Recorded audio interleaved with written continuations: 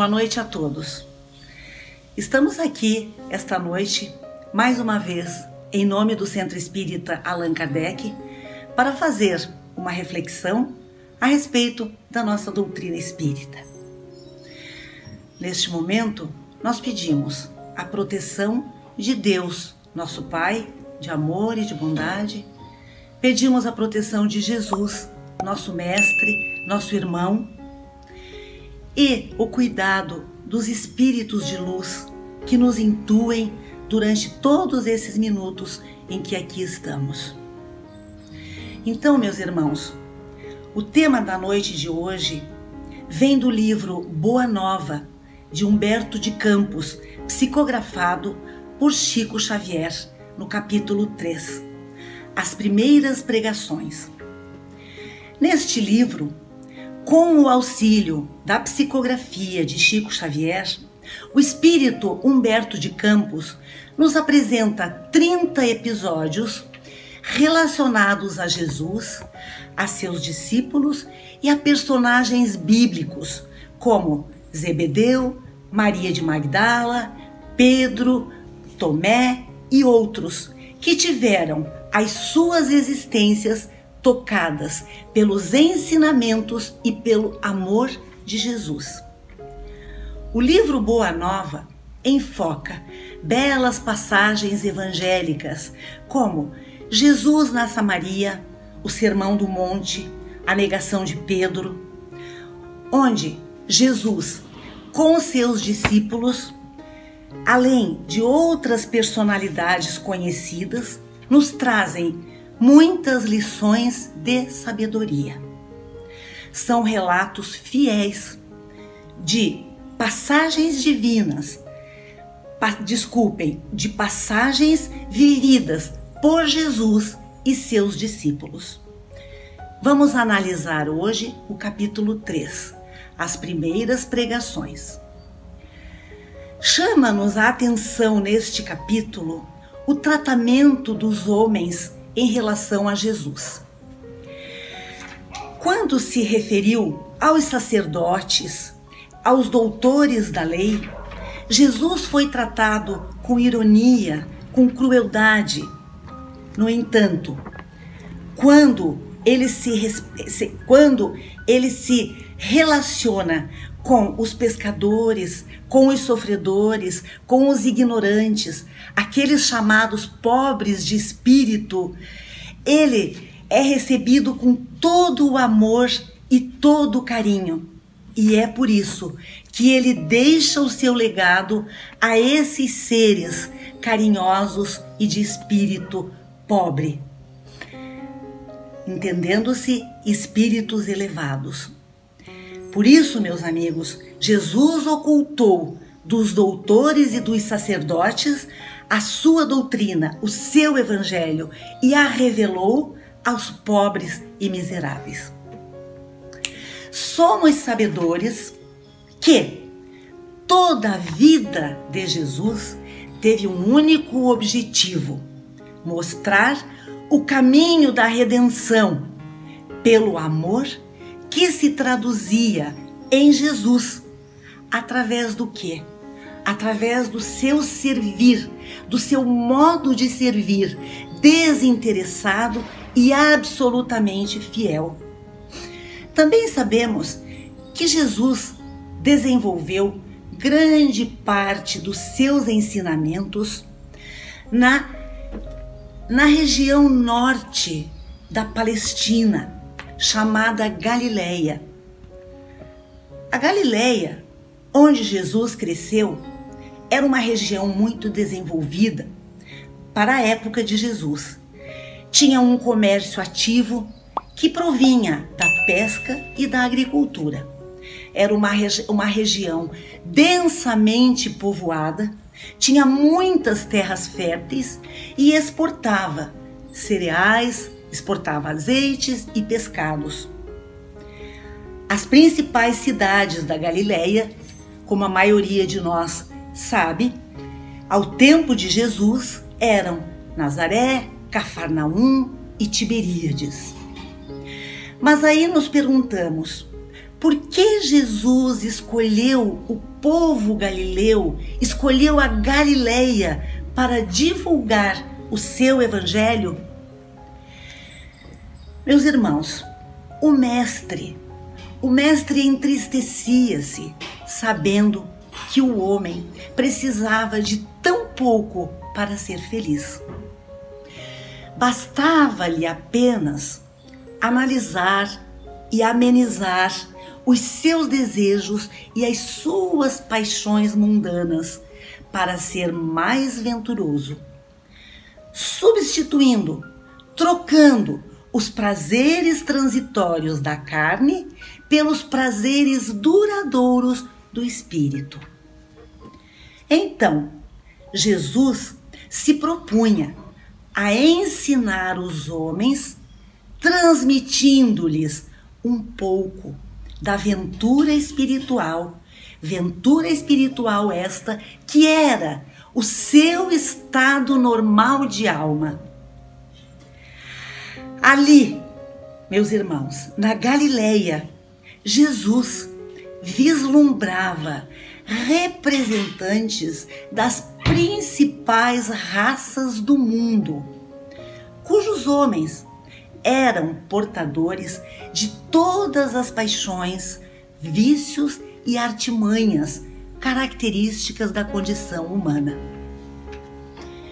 Juntamente com virtudes benfazejas, também se manifestavam neste povo todos os tipos de pecados humanos. Por isso, a Galileia, então, pareceu a Jesus um mostruário vivo dos espécimes representativos de toda a humanidade, para a qual era destinado o seu evangelho. Alguns traços do povo galileu, em sua característica afetiva, em sua crença religiosa de amor a Deus, em seu temperamento amoroso e hospedeiro, fizeram deste povo a moldura da obra do Mestre Jesus. Temos assim o local e as pessoas que receberam, não só, meus irmãos, as primeiras, mas a maioria das pregações de Jesus. O livro Boa Nova, que estamos analisando agora no seu capítulo 3, ele começa fazendo um importante esclarecimento sobre a ida de Jesus, juntamente com João Batista, ao deserto da Judéia, nos primeiros dias dos anos 30.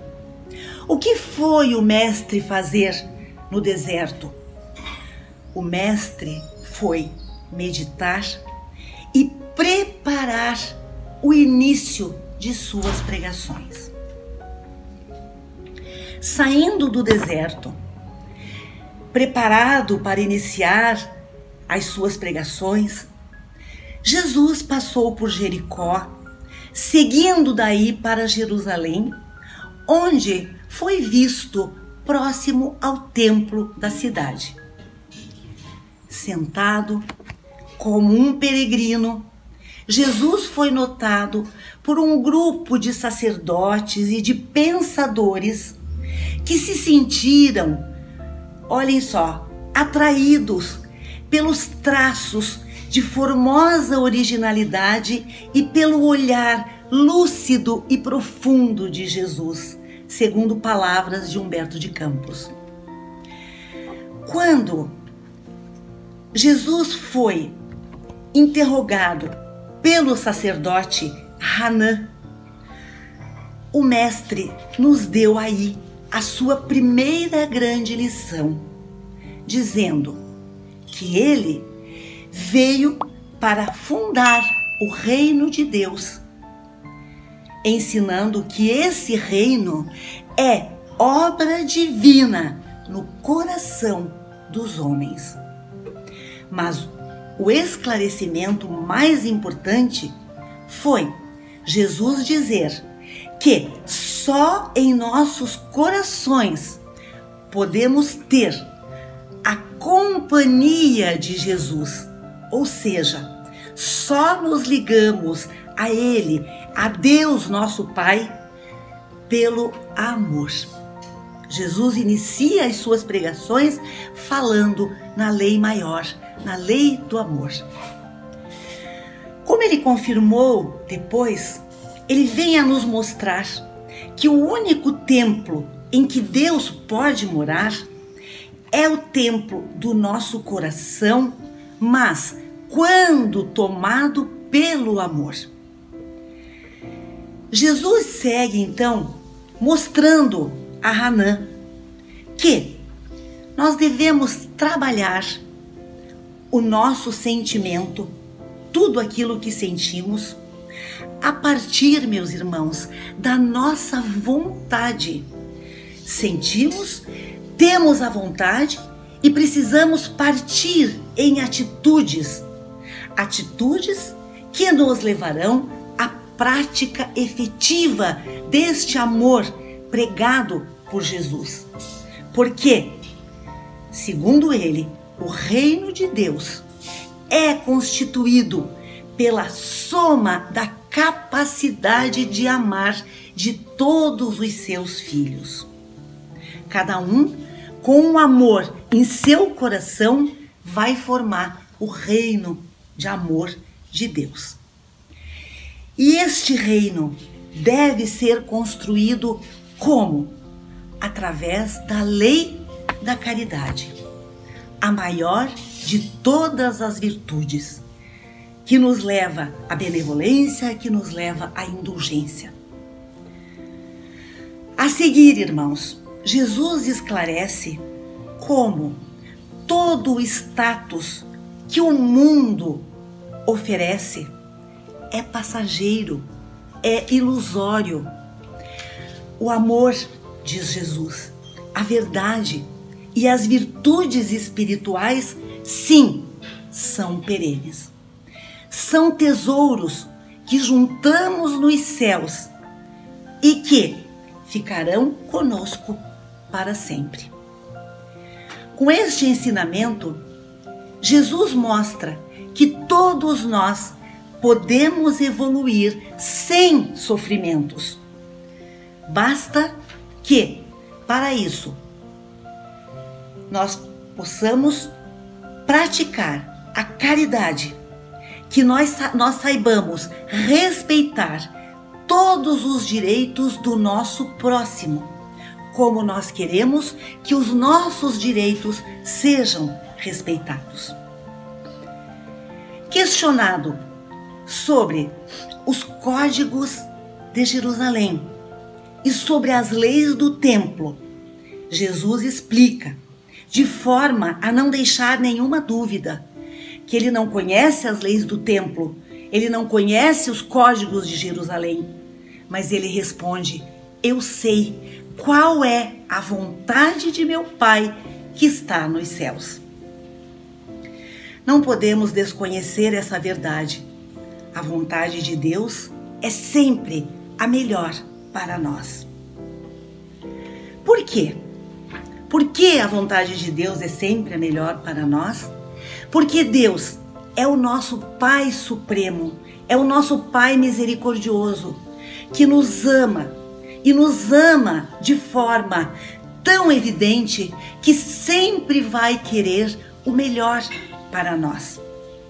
Ele tem sim a sabedoria e o poder de conduzir a nossa evolução espiritual, respeitando sempre o nosso livre arbítrio. Jesus ensinou também, nessas primeiras pregações, nesse início da sua doutrina, que nós precisamos entender que as nossas dores e que os nossos sofrimentos muitas vezes são os remédios necessários para a cura de nossas doenças morais. Porém, meus irmãos, se nós soubermos entender realmente qual é a vontade de Deus para nós, tudo ficará mais simples. Não precisaremos também ser perfeitos para poder praticar esta vontade de Deus na sua íntegra. E qual é a vontade de Deus para nós? Nossa total e perfeita felicidade, nossa total evolução espiritual. Mas também, meus irmãos, a felicidade de todos os seus filhos e não só a de alguns. Por uma simples questão de justiça, nós precisamos saber que nunca devemos fazer o nosso próximo infeliz.